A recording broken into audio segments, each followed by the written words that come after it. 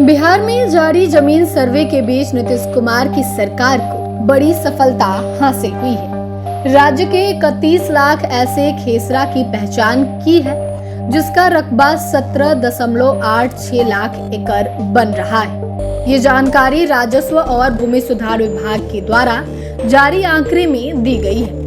इतने बड़े पैमाने पर सरकारी जमीन को खोज निकालना अब तक के लिए राजस्व और भूमि सुधार विभाग की बड़ी कामयाबी है। वहीं अब जानकारी निकलकर सामने आ रही है। उसके मुताबिक इन जमीन का उपयोग बड़ी बड़ी फैक्ट्री लगाने में की जाएगी। ऐसे में इस जमीन का उपयोग सरकारी योजनाओं और उद्योगपतियों के निवेश प्रस्तावों के लिए हो सकता है। राज्य सरकार ने इससे पहले लाखों एकड़ सरकारी जमीन का खाता खेसरा लॉक किया था, जिससे कोई उसमें हेरफेर ना कर पाए।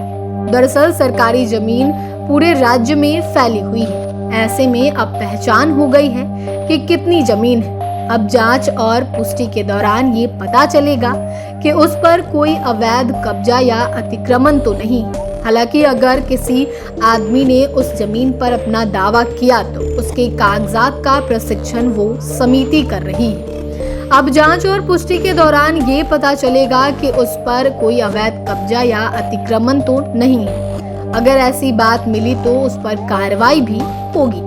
सभी जिलों के डीएम को सरकारी जमीन माफियाओं से बचाने को कहा गया है। सरकारी जमीन के खेसरा को लॉक जिला स्तर पर बनाई गई समिति ने किया है। अगर किसी आदमी ने उस जमीन पर अपना दावा किया है तो उसके कागजात का प्रशिक्षण वो समिति कर रही है। अगर किसी का दावा सही होगा तो प्रक्रिया के तहत उसे राहत मिलेगी। राज्य सरकार ने लोगों को जमीन के पेपर वगैरह दुरुस्त करने के लिए पर्याप्त समय देने के मकसद से पहले ही सर्वे की मियाद 1 साल के लिए बढ़ाकर जुलाई 2026 कर दी है।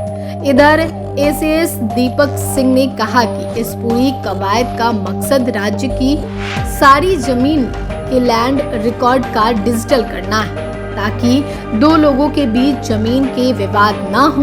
उन्होंने कहा कि राज्य में कई आपराधिक वारदात के पीछे जमीन का विवाद कारण में रहता है। उन्होंने कहा कि बिहार में जमीन के विवाद सुलझाना बहुत लंबे समय से बाकी कम और पहले की सरकारें इस मामले से दूर रही। उन्होंने कहा कि नीतीश कुमार ने चुनावी साल में राजनीतिक जोखिम के बावजूद जमीन के विवाद को निपटाने के लिए यह कदम उठाया है।